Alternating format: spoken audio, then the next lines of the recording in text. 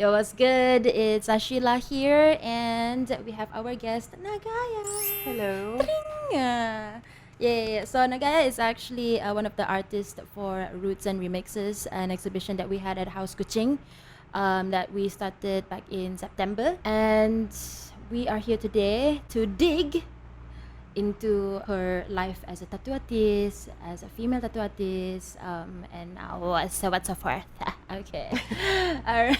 So Nagaia, I'm actually very interested in your tattoo art lah. And I am very sad because I cannot have tattoo. But if I could, I would definitely have one of your art like on my body. Thank you. Yeah. Thank you very much. So what year did you start your tattoo work again? Okay. So I started on my own in 2018. So I started studying on my own 2018, and then I tattooed. Of course, I became a scratcher tattoo artist, but a lot of people call it scratcher, where you just take from Pinterest wherever you tattoo. I was one of those. Okay. Because I just started, kan? Right. And then after I realized, wow, I'm very shit at this. So I need to do better. Yeah. So. And then I was looking for a lot of other tattoo artists. So I went to like Jeremy, one of them. Yeah. Asked for advice lah. What am I doing wrong or right? What needles, machine, whatever. Kan? Also, I worked 3 jobs before to just buy the tattoo machine. Oh, faham. The supplier. The supply, tattoo supply. Okay. So, yeah, I worked 3 jobs for that, just to fund first, and then I quit all the 3 jobs and actually work as a tattooer. You dived into it lah. Like yeah, but actually tattooing, like learning how to tattoo, probably 1 year. Okay. Like a proper learning. Oh, so you train at the tattoo shop and... Yes, I became an apprentice for 1 year last year. Okay. And then now lah, in a proper manner. Nice. Not pirate. Like, what did you have to practice on? Like, I know some people, they practice on like fake skin or whatever. Like, what did you practice on? Fake skin. Fake skin. Yeah. Fake skin. Did I tattoo on fruits? Oh, nice. Yeah, Okay. on fruits, because oranges especially, they have this kind of like skin, the skin like texture. imitation. Yeah. Because if you too deep, you can peel it off and you can see Oh, like the there are orange. dots on it. Yeah. Oh, okay. So I think I did on that also, but mostly fake skin lah. I'm not gonna ask what the fake skin is made of because I don't know. right, it's okay. Some of it, I don't know. Some of it is not what it is, because it's like silicone. Oh, okay. Yeah, some of it is silicone. Some of it is like really bad. Because I bought a lot, and then most of it you cannot wipe it after. Susah. Memang susah then want you to have wipe to keep lah. on buying it. Yes, yeah. Okay. So I had to research lah. You are inspired by Iban, and there's a mix of a lot actually. I think like your influences in tattoos.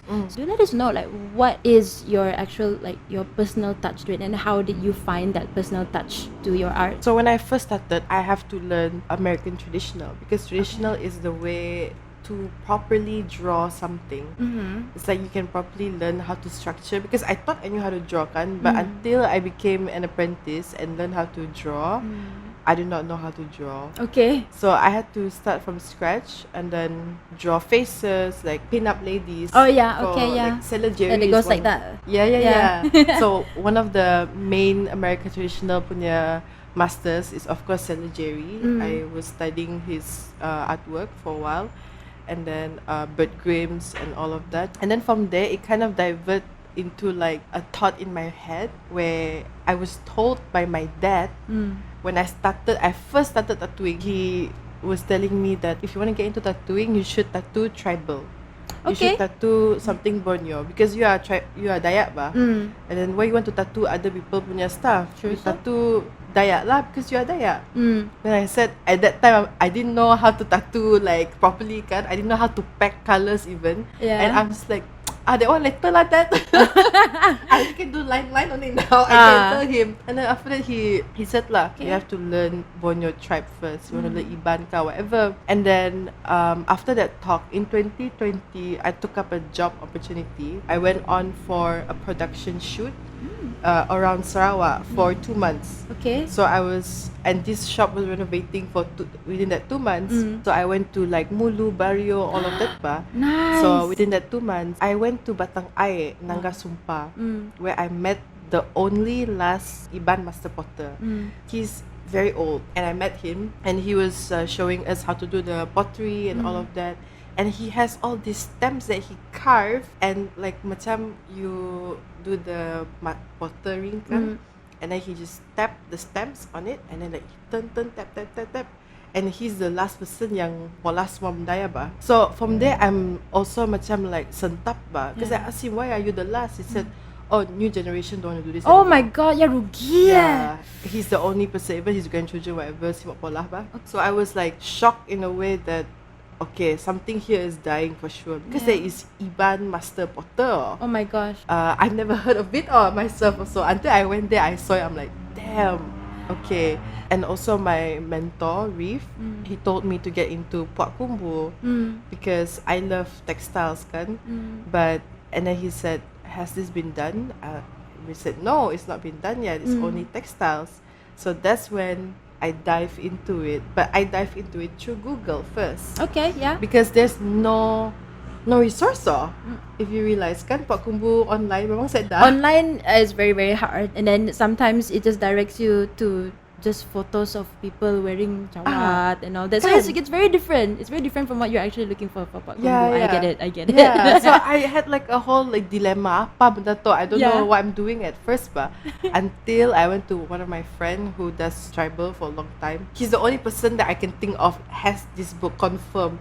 So I texted him. I said, "Hey bro, you have this book, Puak Kumbu book?" Yeah. And he said, "Of course." Nice. And then I said, "I'll meet you tomorrow." So I went to his training place at Jujutsu because he does Jujutsu kan. And then after I meet him kopitiam, I said, and then he just gave me the book. He said, "For to stay, give me a week after." So I did. I said dua for myself. And when I opened the book kan, he did notes for me.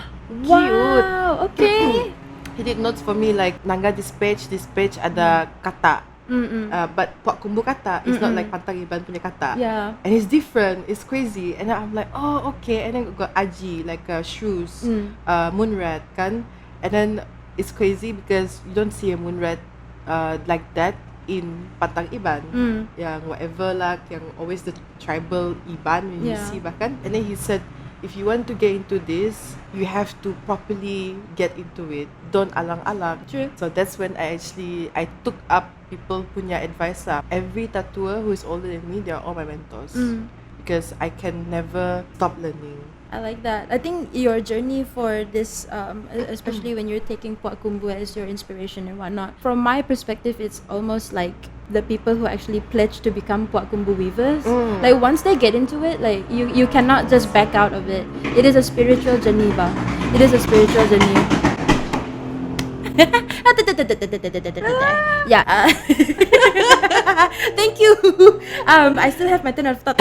Okay. So for the people who pledge to become Puak Kumbu weavers and whatnot, it is a spiritual journey, and it's like the men's journey to do carvings and whatnot, or metalsmith ka. So for women, it's like Puak Kumbu, and your take on it is very interesting. So your journey into Puak Kumbu for the designs and whatnot, and I love how Puak Kumbu art is like they depict certain spirit animals and spirit warriors ka. They don't necessarily look like what you would imagine them to look like, because I remember the one of the artworks that you have in the Roots and Remixes punya exhibition.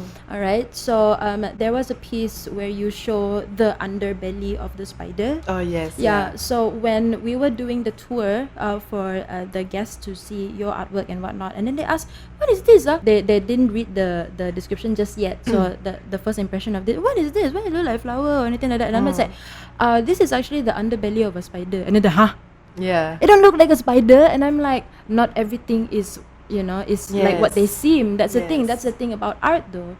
So if you take things too literally, this is how people translate it in their dreams. This is how they translate it into their artwork for textile. Apa semua. If it's too simple, it's boring. Sorry, not to say that simple things are boring lah. But this is for design ma. Because if you realize ada 8 bah, that kan spiders 8 kaki. Yeah. Actually, that one wasn't planned at all. Because it looks nice as a whole, ba. Yeah, it looks balanced. Yeah, it looks balanced, Yeah. correct.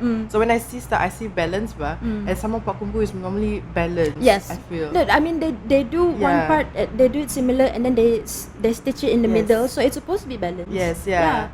Your art really did represent it very well. Yeah, thank you. I like it so much. Thank you very much. Again, I say if I could tattoo myself, I'd be like Sticker. everywhere. Okay. So, anyways, there is one question though, because you did mention your dad telling you to go into tattoos. Yeah. And doing it tribal. Yeah. So your family is actually okay with you, like open to you like doing tattoos, or how did that happen? At first, of course, it was like I have to balance both. That's the deal. Okay. So I have to study. I have to finish my degree.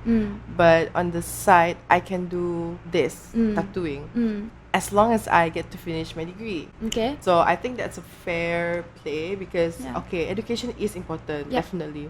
I finished up to my Form 6 and then COVID happened, kan? So it was actually 2 years of loss lah. I was also lost also. I didn't know what to do. Then after that, I think throughout my experience of that 2 months going around Sarawak, that one really opened my eyes lah. That one was like, okay, I know what to do. I know what I'm going to do, because during that time I already took up my degree. Okay. So I was still in between, should I tattoo or not?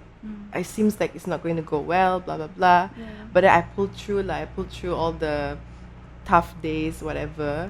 So yes, a clap for myself. Clap.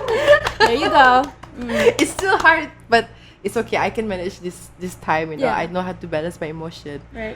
But I think lah, so I think at first it's memang tough, but my dad, he actually tattooed himself before. He has ventured into this before. Is it hand tap or? Yes. It's hand tap. Yeah. Dude. He hand tapped himself. Like, Nice. there's a tattoo of his hand tap. It's a it's a apa? You know, dream catcher. Oh. But inside Okay. is the tribal bunga terong kali inside. That's actually cute. Yeah. Okay, so okay. it kan dream catcher is like the it tattoo. Yeah. Oh my god. Yeah, nang zaman 2010s pun tattoo lah. Dude, yeah. Oh my god, it's so funny. But then yeah, it's cool lah. Like, Yeah. wow, is she productive? You know, like very like wow, very nice, and finish it all by himself. But Nice. I told him I had a dream. I said I had a dream that when I was younger, you used to get tattooed by your friends in the room.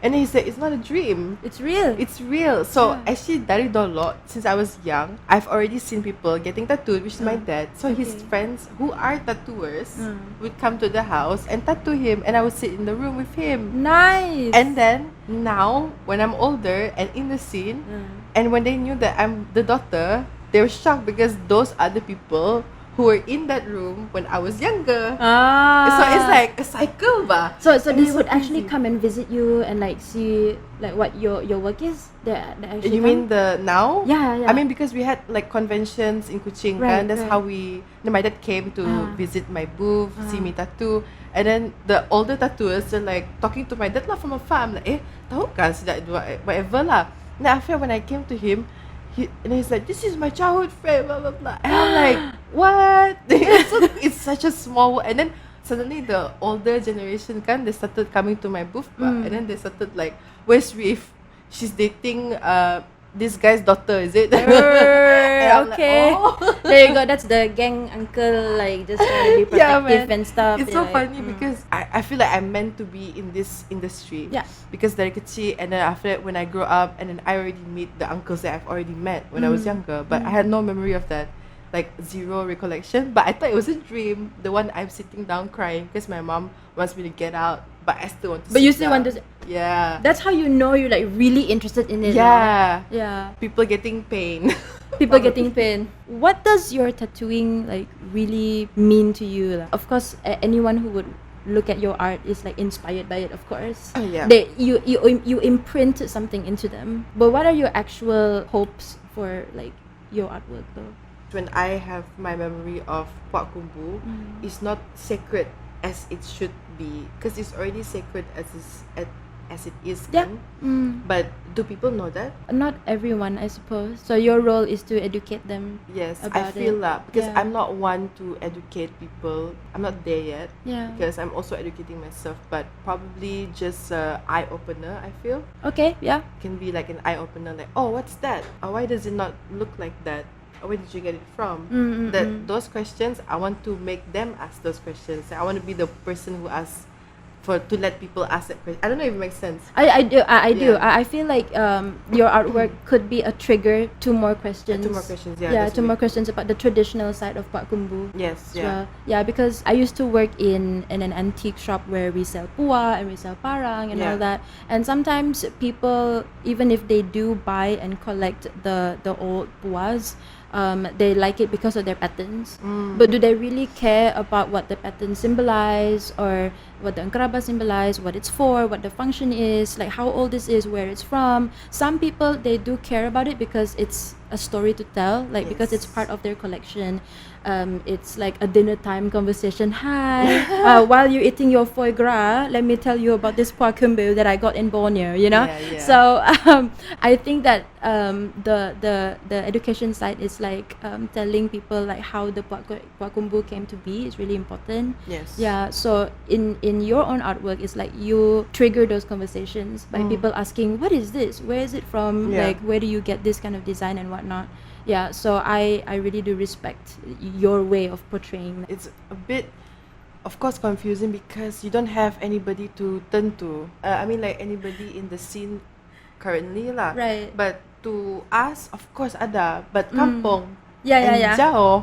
So it's like you have to make that trip. I Yeah. feel I have to make that trip lah. To various type of places. I have it all planned already. I've been to the museum 7 times this year. Yeah. Wow. Okay, dedication.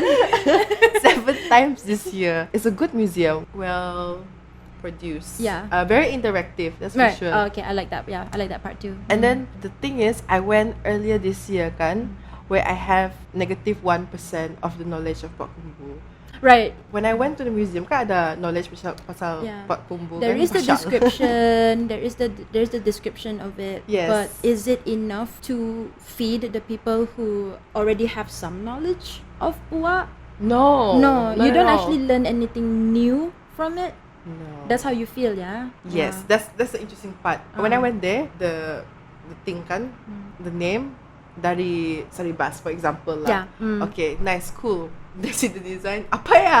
You know? But that was the first month of the year kan. But after the 7th time going there, and I go there, I don't need to see the tag. I'm like, wow, this is emplawa, spider. Oh, there you go. Okay, Yeah, so nice. that's when I know that I've been evolving in Yeah. my knowledge, I feel. Okay, I like how you actually approach that though. Oh, okay. Yeah. Because you're educating yourself from the outside, and Yes. once you go there, you don't have to guess anymore. This could be, or that could be. Yes. No, you know, it's like okay, this one angraba. Yeah. Or this one what is it made of? Already know already. You know, it's like I like it. So you're playing Jeopardy with yourself. Yeah. So it's like kan sometimes one hole kan, mata puna, the eye of a pigeon kan, so that you can see just one. But then as a whole, kan like this one, like as a whole ada the eye of a pigeon somewhere there.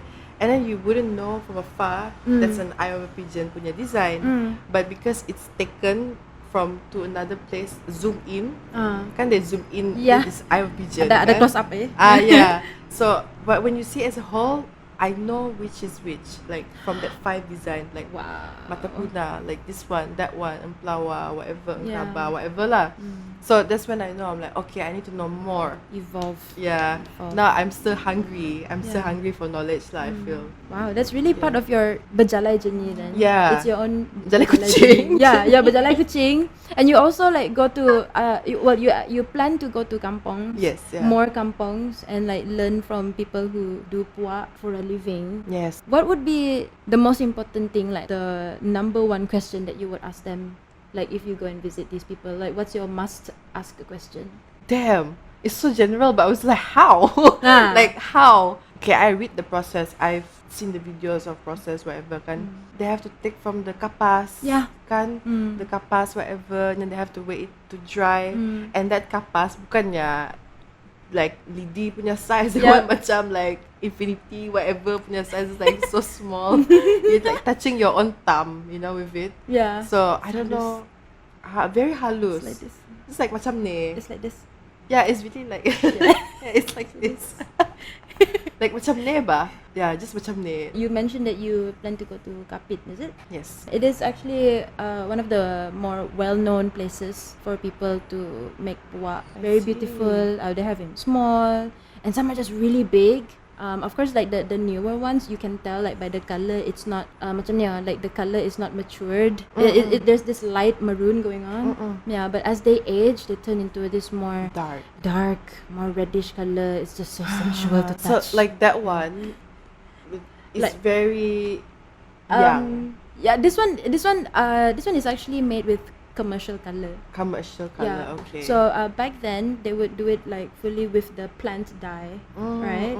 So even when you touch it, you can tell the kapas and whatnot. You can tell sometimes when even the cotton thread that they make, sometimes it can be a little uneven. Yeah, and some people would see that as an imperfection, but for me and for the sellers, sometimes we see that imperfection as this one is handmade, ma. Yes, yeah. It's handmade. If it's like too even, this one made with machine, mass production. And then plus they use commercial color, so it can be cheaper. Yeah, definitely. So whenever people say that, the original ones are very expensive lah, ataupun is it really worth the price ka? Buy this size, but then the price is like this.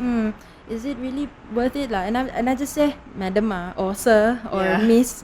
I say, once you get to learn the process and you get to do yourself. If you want to learn yourself or how to make the puak, and then you tell me if you want to sell for 30 ringgit. It's crazy. Then you tell me lah. I wish I had the amount of money. I saw this already, one puak. Ya ampun, okay, of course it's good price, 5,000 good price. Yeah. But do I have that good that good money? That 5,000 can last us for a few months. So that's what I mean. Like I need to try and learn whatever I can. There are still people doing it, but that's the thing about puak Kumbu art though. No one actually does it like you do. Yeah, I that's how I see it lah. Like puak Kumbu, it could be for me it is a personal piece of art bah. Yes, like you pour your art into it. And even back then, even when people make puak, they don't actually sketch it out. When the weavers, they already pledged to become a weaver, they would start having dreams of the design in their heads. So sometimes to avoid people taking ideas from their own designs, like in their heads, they don't sketch it out. They just have it like on the loom as they go. So that is something that I respect a lot though. The sketch is literally in your head. They don't have it like next to them, be like, oh okay, so this one next, and then do it. No, it's in their heads. Our people are crazy. It's crazy. So I have high, like total respect for that. And then people be saying, oh, it's not worth the money lah. But no, I tell you it's worth it. We are here. We never appreciate what we have when we are here. We take it for granted because we see it all the time, all around us. Like, tahu lah, apalah, daku nangga lah. Oh, pandai ko, malas ko. Yeah, I don't like this kind of words, you know. Tahu dah ko. I know. Kau, you know. Yeah. Like people like me need people like you. Because you are like also like historian, like a gatekeeper as well. Because you kind of study this, right? And you're in it. You're also trading. So it's like that knowledge that you have is also powerful for people like me. Yeah. Thank you. They make me feel I feel pink inside. Needle my leg, sorry. I'd be like, semut-semut. Sorry. I have to sit like this for a bit, okay? Ends my leg. Ends my leg. But I appreciate what you say because even though if people don't know this, I am not from the tribes. Like I am not indigenous. I wish. Okay. I am Malay and Chinese. Okay. So my dad who started the shop, who's been paying for my education, by the way, thank you daddy, is fully Chinese. Yeah, so but he was so intrigued and he appreciates the local art, like the tribal art so much that that's when he decided to like, okay, open this. And him and my uncle were one of the few people who actually started the trading for Dayak art in Kuching. Yeah. Damn. Yeah. So I got to learn from a very early age that tribal art is something that is very, very important. Not just for our bread and butter, our livelihood lah. But it's also to educate other people about what this is, where it's from. And there are actually a lot of tattoo artists who would come into the shop because my dad has quite a good collection of books. Reef also said like, whose books is this? At the exhibition, whose books is this? I'm like, and then he's go like, later I pinjam from you. And I'm like, okay. Yeah, so there's a lot. People would actually macam, can I buy this book from you ka? It's not for sale. It's not for sale. Because these books that we have in our collection, like if you look for it in Amazon kappa, some of them are worth thousands. Because these are not published anymore. Not published anymore, and sometimes the writer already killed already, so you can't really buy them. They're not published anymore. Whenever a tattoo artist and whatnot they want to buy from us, I say, I'm sorry, I cannot sell you the original copy, but I am willing to share with you the knowledge, so why not I photocopy for you lah. Damn. I photocopy for you. I would love that. Like PM tepi. PM tepi. Lama aku dengar PM tepi. So the audience also said they wanna. Okay, so later. No. Rasa macam kena order teh tarik lah pula tepi buku. So but this is how you know, like the books, even though they are written by people like from the outside, they're not written by Sarawakians sometimes. There are some books that are written nicely by Sarawakians, but there are some who, like the researchers that came to Malaysia, the Spanish, the French, the Orang Putih, the Australians who come here to do research, like anthropology and all that stuff, right? So when they write books about this, sometimes it can be romanticized, but the information in the books are quite interesting, and they can be accurate according to their time. Like they would spend months or even years like staying at the kampong and just researching like the daily lives of the people here, like back when like walking around in the Kamban and nothing else is just a thing. It's normal. Jeans weren't a thing back then. So I have like my own point of view lah for this, like people outsiders writing. Like the book that I have also is not written by local. So and then some of it ada question mark at the end, like Pak Kumbu blah blah question mark.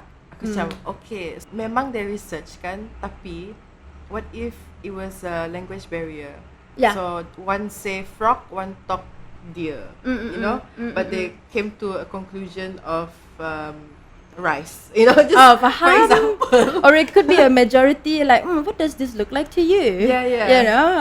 Vote in the poll. So it could be that. It could be that, and then like imagine deer, rice and frog tadi nak, but then alang-alang the whole thing, the whole book is not what it is. Imagine.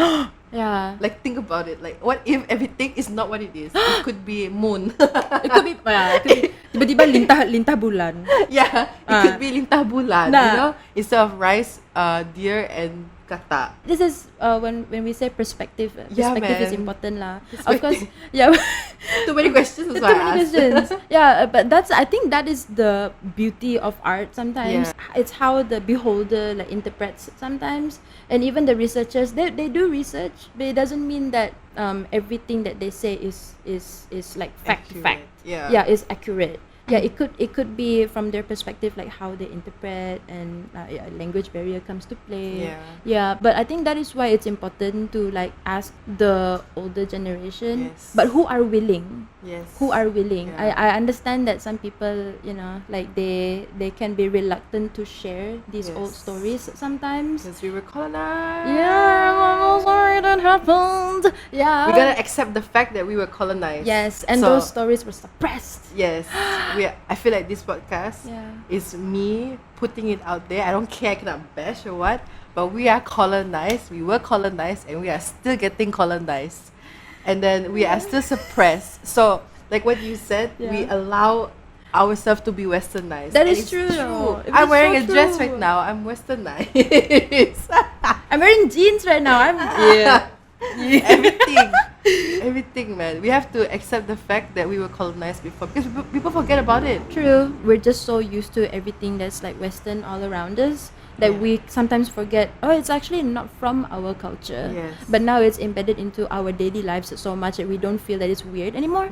Yeah, but that's what I also respect. Like when you mentioned to me about like the Indonesians Yeah. who still kept their roots like really deep and Yes. still practice like their art Yes. despite whatever religion that they practice or whatever, but they still have the practice and customs from their race. Yeah, like adat that. is adat. Yeah, Yeah. I love that so Yes. much. Yeah. Okay, well, I hope that I get to chat with you again, Yes, Nagaia. me That was too. a truly heartwarming conversation.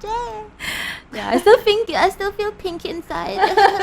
Yeah. But if you want to hear more of me and Nagaia and having conversations about art and like her craft as well, you're more than welcome to comment down below. Yes, please do. Let me know what other questions that we should be asking Nagaia, and maybe if you have questions for me or you have other questions for the co-creators of Roots and Remixes, please let us know, and then we will try our best to serve you with all the tea, okay, or the coconut water, whatever you want. Coconut Yay! water. All right, so Nagaia. Thank you, Asyilah. Ciao. Ciao. Bella ciao, bella ciao, bella ciao, ciao, ciao.